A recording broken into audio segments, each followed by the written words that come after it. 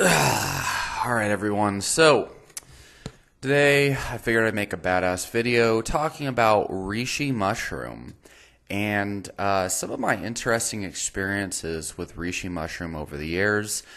And also I'd like to kind of start off talking a little bit about some of the scientific findings that are highlighted in the literature surrounding some of the scientific properties of reishi. There's a lot of talk in the nootropics community and the supplementation, or, people, like some of these communities of people who use different life-enhancing supplements and substances, and there's a lot of kind of like misinformation being spread. People claiming that reishi mushroom's going to inhibit DHT levels to a significant degree to where it has side effects similar to other DHT blockers like finasteride. For those who aren't familiar, finasteride is basically a medication that's used orally to kind of counteract some of the effects of male pattern baldness by inhibiting DHT. Which, a little side note, there's a lot of really stupid people in my comments sometimes who try to tell me that my hair is caused by my meat consumption or something like that, or stress. The fact is, it is DHT at the level of the hair follicle that causes, not all cases, but the majority of cases of male pattern baldness when it runs in the family, which mine does. And that can be changed through different herbs and supplements or medications like finasteride, right? So basically, people claim reishi mushroom is a potent DHT blocker because there's some evidence in a petri dish, like test tube studies that show pharmacological activity, potential pharmacological activity of reishi mushroom and various other medicinal mushroom species having the potential to potentially inhibit 5-alpha reductase, okay, which should basically prevent the conversion of free testosterone into DHT, which, hypothetically speaking, might increase your free testosterone or your total testosterone as a result of inhibiting its conversion to DHT. So you should hypothetically have less DHT and more total testosterone and possibly more free testosterone as well. This is all mechanistic jargon, though. As far as I'm aware, there's not been any studies that on humans that show a DHT lowering effect from reishi mushroom.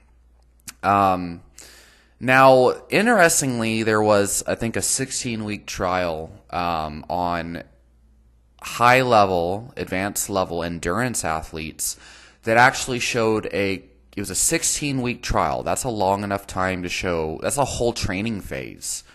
Okay, 16 weeks on an athlete's schedule, that's a very significant amount of time. On trained endurance athletes, it showed an increase in an improvement in their testosterone to cortisol ratio by a significant degree. I don't remember what the percentages are. Maybe I'll link in the description if I'm not too lazy. But basically an improvement in testosterone to cortisol. So that basically means more testosterone and less cortisol, despite the fact that they're in the heat of a 16-week training cycle in endurance athletes. So endurance athletes, if you've watched some of my videos talking about some of the history of the science of overtraining syndrome, endurance athletes are some of the athletes that have the highest incidences in the scientific literature of documented clinical overtraining syndrome. You don't see that in resistance training. And when we say clinical overtraining syndrome, we're specifically talking about blood markers of cortisol increasing and blood markers of testosterone relatively decreasing. Okay, that is a hallmark sign of like diagnosable, measurable clinical overtraining syndrome. And so these athletes were taking a combination of reishi and cordyceps, okay, that help to induce this this improvement. Usually, especially in a 16-week training cycle, athletes, especially endurance athletes in endurance sports, they'll see an increase in cortisol and a decrease in testosterone as the training cycle goes longer and longer. And usually we use deloads and various forms of fatigue management to lower it. So compared to a placebo group, training without the reishi and cortisol, the reishi and cordyceps, you see an improvement in testosterone to cortisol ratio. So what does this mean? This means, based on that study, you see an improvement in markers in alignment with healthy testosterone and hormone profiles. So does that say anything about DHT? Not really. But what it does say is, from an athletic performance standpoint and basically preventing negative detrimental effects of stress, reishi combined with cordyceps, traditionally it's been, those are the two, you want to combine them because they both have like kind of balancing properties of each other.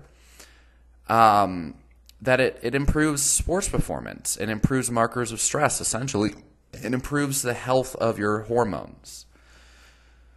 So, a lot of people, they go crazy when they look at, they'll see like a study and they'll think it's significant just because you'll read the conclusion or the abstract of the study. But when you look into the methodology, or when you actually understand the type of study it is, like it's in a test tube. That is not, even a rat study, that's not adequate for actually measuring what would happen in humans. But there was actually a 2018 rat study.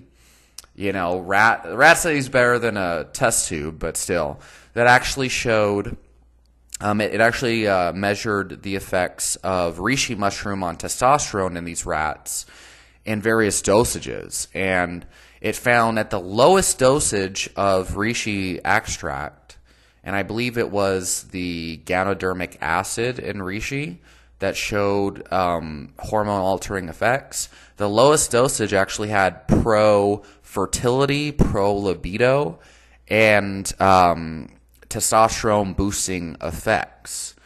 But they showed that was only at the lowest dosage. And the higher that the dosage of reishi rose, the less and less of a testosterone boosting, fertility boosting effect the reishi started to have. Now again, this is a rat study, right? And again, hopefully I'll link it down below if I'm not too lazy. You guys can call me names in the comments or whatever, because it's important I link the study, but I'm probably going to go immediately to jiu-jitsu after this and forget because I won't have enough time. These videos are mostly just for fun, I guess, these days. Not really trying to make a buck or anything, and trying to share my knowledge is what I'm trying to do. So anyway, those are two studies right there, and they actually measured the mating tendencies and stuff of these rats in that 2018 study. But these are two studies that show benefits of reishi, right? But you have all these. So I've noticed is extremely common in the health community in general, but especially in these like nootropics communities and stuff on Reddit and Launch City, which is an old forum. No one uses forums anymore. They used to talk about biohacking and yada yada. But basically, lots and lots of people are like, oh my god, there's a test tube study that shows reishi might decrease DHT levels and make me feminine. So for those who don't even know what DHT is basically, it's like dihydrotestosterone, whatever. But it's a derivative of testosterone that basically, it's like an end product of testosterone in the cascade that is like significant, like some people claim 10 times more powerful of an androgen, like a pro-masculine hormone, than regular testosterone. And it's responsible for making you aggressive and more like energetic and for focus and for libido and being really sexual and aroused and yada yada. So, if your DHT levels go down, then sure, maybe that has pro effects on hair. But what we see with like DHT blocking medications like finasteride, for example, that's what everyone's scared. Everyone's scared reishi is going to have the same side effects of finasteride, where basically you have like depression and you basically get limp dick syndrome, and it's just like pretty terrible. People have like this long-lasting depression after they come off finasteride, and there's even like a label that is associated with using finasteride now, the most potent DHT blocker people know about. It's called post-finasteride syndrome, and I've had people message me on Instagram and comment asking for me to make videos about post-finasteride syndrome. So it's a legit thing to be concerned about, because that shit's scary as hell. But with people who take reishi, so first of all, there's no evidence that reishi mushroom has any kind of effect similar to finasteride. It's only been used as a strengthening agent. People, for thousands of years in Chinese medicine, it's never been documented as, inducing these problems that people associate with like DHT blockers.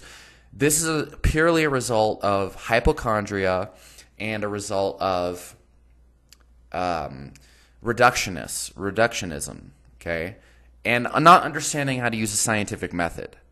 It's kind of like these people who are like, oh my God, if you eat a gram of protein per pound of lean mass, you're going to have kidney problems. You need to be raw vegan and only eat 50 grams of protein a day. Or people don't understand physiology or how to interpret studies.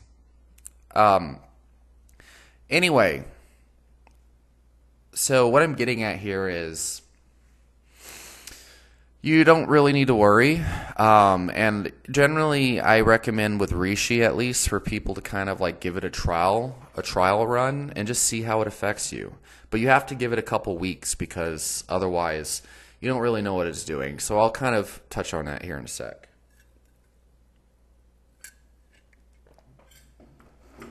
So here's the thing you got to understand about reishi, okay? So those are some of the good studies about this, okay? So now here's something that can happen with reishi that can make people kind of like wary, okay? So first of all, the vast majority of people that use a potent extract are reishi. So I recommend the 16-to-1 or 10-to-1 concentrated, like full spectrum extract from Hyperion Herbs. It's a dual extract. It's one of the highest quality ones you can get. Because if you're going to try reishi and you try a freaking capsule or a raw powder, or you try like a cheap brand and you don't get good results, like, you can't blame the reishi. That's actually just you not doing your research and not getting the best shit you can get. With reishi, you need a good extract. Otherwise, it either won't work or it'll give you negative effects. Get the Hyperion Herbs extract, okay? And the only secondary brand that I would say, if you really can't get the reishi for whatever, the Hyperion Herbs brand for whatever reason, Terra Sol has a 4-to-1 extract, but it's only water extracted, that I've had good experiences with, but not for the spiritual quality, more so for relieving relieving anxiety and helping with sleep and shit like that. But Hyperion Herbs is way, way better. And I'm not affiliated with them at all. Anyway, I just want people to actually experience what real herbs is supposed to feel like. So, where was I going with that? So basically, most people just experience amazing mood-boosting benefits. They experience reductions in anxiety, improvements in sleep. From what I've seen, the vast majority of evidence suggests reishi has some beneficial properties on the endocannabinoid system. People who are into CBD and crap like that, which I've used. It's all right, especially when I combine CBD with reishi. I actually found a pretty interesting synergistic effect. Reishi seems to improve the sensitivity of the endocannabinoid receptors, I believe was what the mechanism I saw was, and might also improve the recycling of endocannabinoids within the circulation. And there's other benefits too, things like GABA. And there's some effects on the choline system, although doesn't really seem to be as pronounced. But I believe it's more so about it's the GABA receptors as well as dopamine. Lots of varying kind of like findings I've seen on that, but overall, most people, they just notice they feel calmer, they feel more grounded, they feel more motivated, more present, but motivated not in the like, I drank caffeine and took cocaine, now I'm driven up and motivated to crush my goals and kill life. Not like that at all. It's more so Reishi seems to kind of like bring your nervous system into like a calming state of balance to where you're able to take a step back from a lot of the stress and your thoughts become more clear over time, which allows your brain to see things in a more organized fashion, which over time becomes motivation by seeing things more clearly rather than like being jonesed up to just go and do crazy shit without, reflecting on it. If that makes sense. A lot of times the reason why people are not motivated is because they've got so much stress weighing them down that they just feel tired and exhausted. Reishi helps to lift the stress off, and it helps to blunt your kind of like painful feelings associated with the stress of the duties of life and your responsibilities. And without that pain and the stress feelings, you're able to see them for what they are. And that's like what Reishi's notorious for. So, and now we're getting to kind of like where some of these negative side effects some people think are associated with DHT from Reishi. This is where this comes into play. So there is a video by Brandon Gilbert from Hyperion Herbs over 10 years ago where he talks about healing crisis in Reishi mushroom. And I found that interesting because I've seen a similar kind of thing that can happen sometimes if I take too much Reishi, especially cheaper Reishi, and in the short term. Where basically, let's say I'm going through a really stressful time in my life, and I'm like, man, I want to take some Reishi because I can't sleep because of all the stress, and because like my mind is going crazy. Reishi helps calm me down, so I'm going to take some Reishi. So I'll take a teaspoon of Reishi, maybe Terra Soul brand or something, right? And it helps me sleep. But then the next day, all of these, like, some of these depressing scenarios come into my mind. I'm like, oh my God, like, my house is a mess, or, I have these money problems, or my ex-girlfriend, was a beautiful soul, or something crazy like that, right? Well, it's like, but basically what people will find is a lot of these kind of like stored problems that we have that we try to hide away from. Like, oh no, like, all this like certain traumas or life problems that are in the background and have been there for a long time. Like, oh, maybe you have been putting off spending time with one of your family members or friends or something, and you haven't really taken time to reflect on it and try to process and digest that life problem or whatever.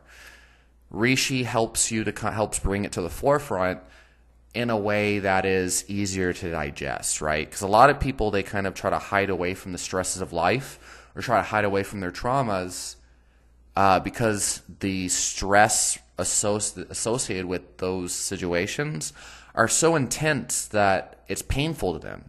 And so humans have a tendency to run away from pain and chase pleasure. And that's procrastination in a nutshell, at least according to that video by Mel Gibbs that my college professor made us watch and discuss on my online class a couple weeks ago. But basically, it's it has validity. Like, a lot of people are not motivated because they have a lot of stress that they're not taking care of.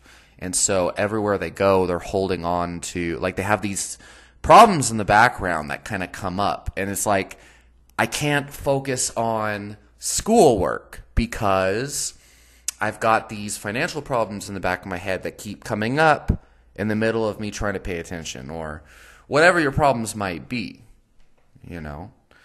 So it's someone who really hates their job, right? Maybe you've had these like problems with the job that you've been working for a long time, and it's been in the background. And you haven't really done anything about it because it's just so stressful. You just haven't had the time or the willpower or energy to sit down and reflect on it. Well, typically adaptogens like rhodiola and reishi, and some people say ashwagandha. I don't think so, because it blunts the stress response to a certain degree. It allows you to kind of address these problems by calming you down. Because now these situations in your life are easier to digest and reflect on because they no longer hold that stressful resonance with you anymore. It doesn't hurt now to think about them. And that's like the main reason why people kind of hide away from things. Now, reishi is unique because what I notice is not only does it kind of mold the emotions you feel about the problem, it kind of like molds the pain in a more productive way. So instead of feeling like, oh my God, like such anxiety and nervousness of the overwhelmingment, it's not even a word, of the situation, reishi now brings like a flowing, I guess Taoist, Wu Wei is kind of the concept. Like a way of seeing the problem without effort, if that makes sense. And productively and constructively being able to deal with it without that stress association anymore. So I think that's profound. Now, I've also found cognition seems to improve from reishi. Oh, and just to kind of like put the icing on that cake, I guess, I just kind of crafted for everyone. Essentially, that kind of like bringing those problems to the forefront and making it easy to digest can be misinterpreted as, this reishi is bringing depressive tendencies, or this reishi is bringing it's blocking my DHT and making me feel feminine. It's like, just because you broke down and cried about a problem that's been in your head for years, it doesn't mean that you're being feminized by reishi. Maybe you just all of a sudden are allowing you to express emotions that were there all along. So I think that's very important. Because, there's all this like stupid attachment to what people think masculinity is and femininity is. It's like, I love crying in front of other people at I haven't done it in forever, but like at movie theaters and stuff, especially if I'm on a date with a girl, I love just busting out and crying because it catches people off guard, especially because of people who know me. They see me as this like super masculine person. But for me, the whole thing is like, I don't care what I appear as. Anyway, reishi will help you kind of cry in the movie theater and not care. And it doesn't mean that your DHT is being blocked. If anything, it's allowing the catharsis necessary to lower that cortisol and maybe increase that testosterone. Now that's just kind of like not in any way meant to be a scientific statement, but or how the mechanism works. It's just kind of, I guess, whatever. So some other awesome things to notice about reishi is it definitely makes you more present to the moment, and it does allow for that Wu Wei. Okay, and I recommend you all look up that concept in Taoism, Wu Wei, W-U, or it's not Taoism that Wu Wei is a part of.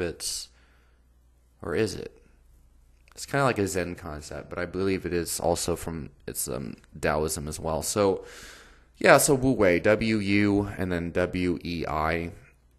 Basically being able to tackle life and achieve your goals and things, but within the flow of the universe. It brings an element of flow to being able to tackle life's demands, and I think that's key. And it sounds kind of contradictory and whatnot, because a lot of people think in order for me to crush my goals, I've got to freaking grind every day. I've got to like constantly swim upstream against the current. And it's like there's an element of truth to that, and it's not that that is bad or that that's ineffective. It's just that there might be another way that utilizes the energies of the universe. Whatever. Let's just put it that way, right? And if that's the case, And if that is valid and not some delusion, right? Just because it sounds like beautiful and cute and mystical and up in the clouds, hippie type stuff, whatever. It sounds easy and awesome and whatever, spiritual. And it might be true, and if it is, maybe it's very effective and it feels good and it makes things easier, and maybe it's more effective than trying to grind every freaking day and kill yourself, right? And that's what Taoism, I think, is all about. But, you know, the way that can be named is not the eternal Tao. So, anyway, so I think reishi mushroom is an amazing herbal ally on the journey of experiencing flow within the demands of life and within the going along the process of crushing your goals. Especially because I just noticed so many people, they try way too freaking hard and beat themselves up against a wall for things that kind of demand more of an element of flow. And what I mean by that is, you know, things like schoolwork, they have to be done. Those are things that there is an element of grindiness to it. I think you can about an element of flow, but it needs to be like conscious with intention and productivity and effective and being effective in mind. But I'm talking like things like relationships. And I'm going to actually make a whole nother video about this. Too many people, they attach themselves to these weird ideologies of extremes. Where basically they're just trying they're either trying way too hard, like especially men trying to like have success with females. They try way too hard. And it's just not healthy. It might be effective, might not be effective, might be inconsistent. Tends to cause suffering. But then there's also another extreme where people just don't try at all, right? Or they try too hard in the wrong direction, like incels.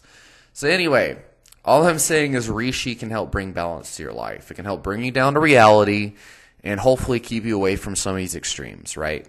It can help improve your sleep. It can help bring an element of flow to your the process of achieving your goals, and maybe make life a bit easier for you, right? I think black ant, Polyrhacus black ant, is a great kind of like combination thing to use with it. Maybe actually making raw cacao reishi smoothie, maybe with CBD oil or something. Because they all kind of work on the endocannabinoid system to a certain degree. And I think chamomile does as well. So anyway, that's kind of going to be my little talk about reishi for today. I think I'm going to start ranting about my view on some of these weird, like red pill versus incel versus men going their own way type of like philosophies on how to talk to females and relationships and stuff. Like, I don't even know if I want to tackle that because that's chaos. And it seems so rare for people to just be human these days. So we got all these crazy tribes that come up out of like pain. So I'm going to like make a video about that. Hopefully it's not a total disaster. Leave your question in the comments down below. Let me know if you want more studies on reishi and more talks on reishi. And let me know if you like this and watch the whole video. And I'll talk to y'all next time.